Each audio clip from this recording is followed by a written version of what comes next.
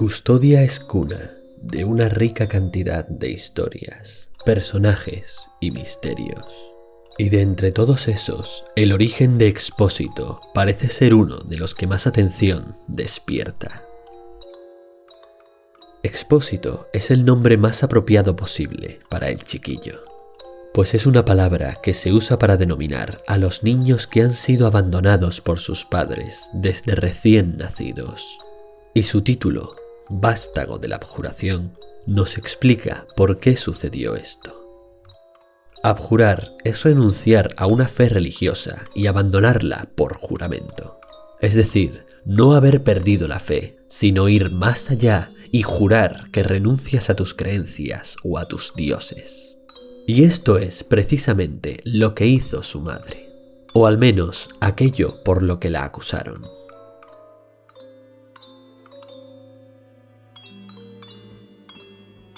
Por los huesos del osario que encontramos a lo largo y ancho de toda Custodia, sabemos que las acusaciones de herejía eran tan frecuentes como la salida del sol. Cualquier cosa era una buena excusa, pero sin dudas una acusación de herejía o brujería era lo más suculento que los inquisidores de Custodia podían ofrecer a los fieles. No sabemos si la madre de Expósito en verdad abjuró de su fe, o si practicaba realmente la brujería. Pero lo que sí sabemos es que su destino estuvo claro desde el preciso instante en que fue señalada por los inquisidores y juzgada por crímenes religiosos. ¿Y su destino cuál iba a ser sino el más apropiado para las brujas? Sin duda alguna, la hoguera. Poco les importó a los inquisidores que una mujer tuviera en brazos a su bebé lactante, pues lo estaban arrebatando de sus manos en el mismo momento en que la llevaban a la hoguera, donde la esperaba una multitud fanática y despiadada, que la escupía y maldecía, llamándola bruja y hereje, y vejándola de las más crueles y bajas formas.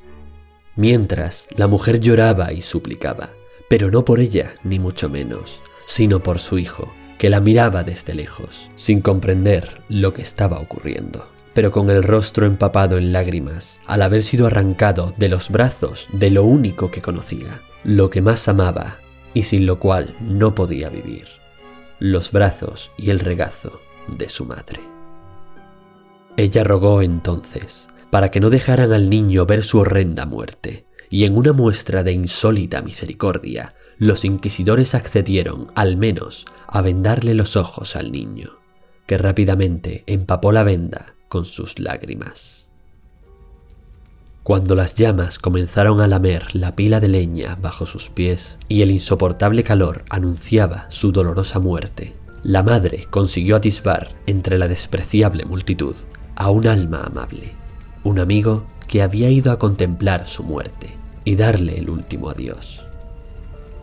Y entre confusos gritos y súplicas, logró pedirle su última voluntad. Le pidió a su amigo que construyera una figura de mimbre a su imagen y de su mismo tamaño, para que colocaran al niño en sus brazos y él pensara que se trataba de su madre, y así no la echara de menos cuando ella ya no estuviera. La pila de madera ardió y la consumió. Los inquisidores quedaron satisfechos y la chusma se dispersó. Y allí quedó el viejo amigo de aquella madre, con el niño huérfano y cegado en sus brazos. Construyó la muñeca de mimbre a imagen de la madre, y cumpliendo con la última voluntad de ella, posó al niño Expósito en su regazo, que no había parado de llorar, desesperado, hasta ese momento, en el que quedó tranquilo y se cayó de inmediato. Algo sorprendente que agradecer al milagro, sorprendente y siniestro.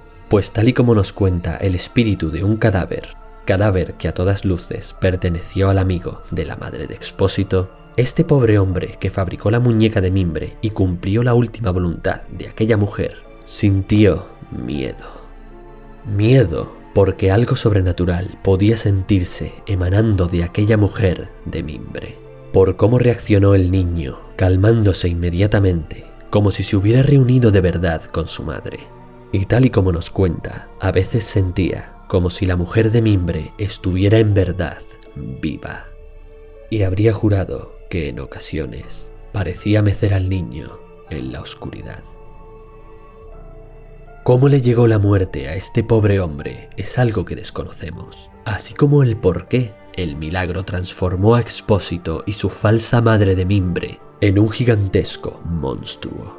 Quizás fuera que tuvo piedad de ellos a su extraño modo. ¿Habría sido su madre inocente de las acusaciones de herejía y brujería? ¿Había sido asesinada injustamente por un tribunal farsante? ¿Por unos inquisidores que decían trabajar al servicio del milagro, pero que solo perseguían su propio poder y beneficio personal con un gobierno del terror y acusaciones sin fundamento? Esto es terreno de especulación, y mi labor a la hora de contar la información puramente canónica acaba ahí. Pero yo opino que eso fue seguramente lo que sucedió, que el milagro tuvo piedad de esa mujer y su hijo huérfano y les permitió reunirse de nuevo a su extraña, cruel y siniestra manera habitual. Pero les ayudó al fin y al cabo, y al mismo tiempo los utilizó para castigar a aquellos que instauraban el terror para acumular poder para sí mismos, y a toda custodia por denigrarse hasta el nivel de la chusma más cruel y pecaminosa.